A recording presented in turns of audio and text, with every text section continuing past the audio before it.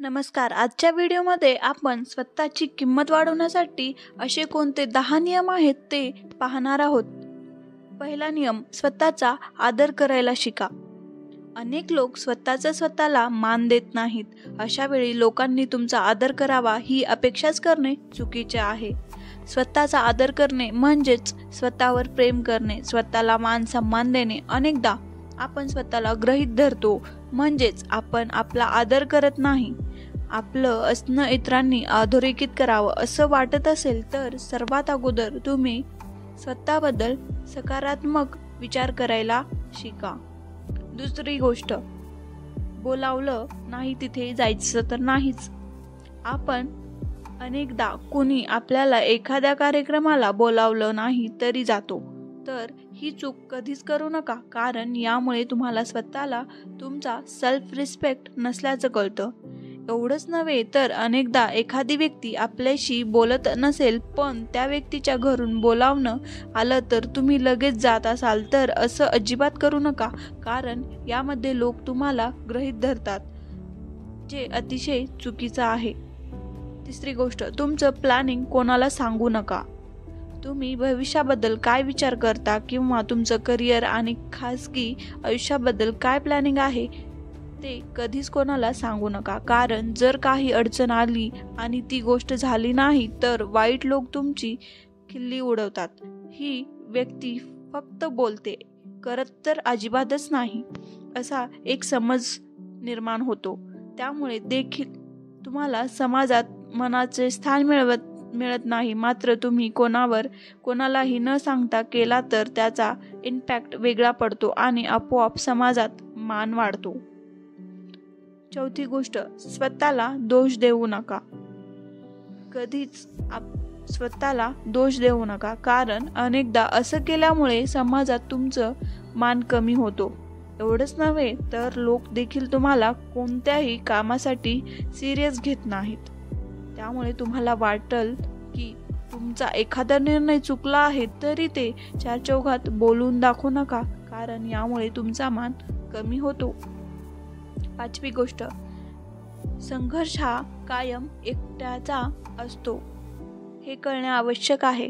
संघर्ष हा कायम एकट्याचा असतो हे लक्षात ठेवा. प्रसिद्धी मिळाली किंवा यशाच्या शिखरावर पोहोचल्यावर सगळेच जण येतात. अशा वेळी हळूहळू न जाता आपला संघर्षाचा काळ हा एकट्याचा आहे हे लक्षात ठेवायला हवं. त्यामुळे अपेक्षा न करता संघर्ष करत राहा. यामुळे तुमचं वेगळेपण अधोरेखित होणार आहे. स्वतःची किंमत ही कष्टाने आणि मेहनतीने वाढवा. सहावी गोष्ट, लोकांपासून अंतर ठेवा.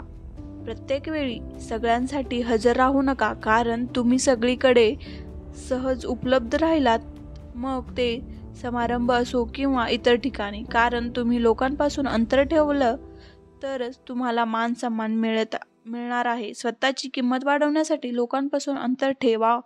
स्वतःचं वेगळं स्थान निर्माण करण्यासाठी हा महत्त्वाचा मुद्दा आहे. सातवी गोष्ट, लोकांना फार महत्त्व देऊ नका. अनेकदा आपण लोकांना फार महत्त्व देतो आणि तिथेच आपण चुकतो, कारण वाजवीपेक्षा जास्त महत्त्व दिलं तर लोक डोक्यावर बसतात. अशा वेळी स्वतःचा आदर करून लोकांमध्ये अंतर निर्माण करा. समोरच्या व्यक्तीला सहज मिळालेला मानसन्मान हा त्याच्या अहंकाराचं कारण ठरू शकतं.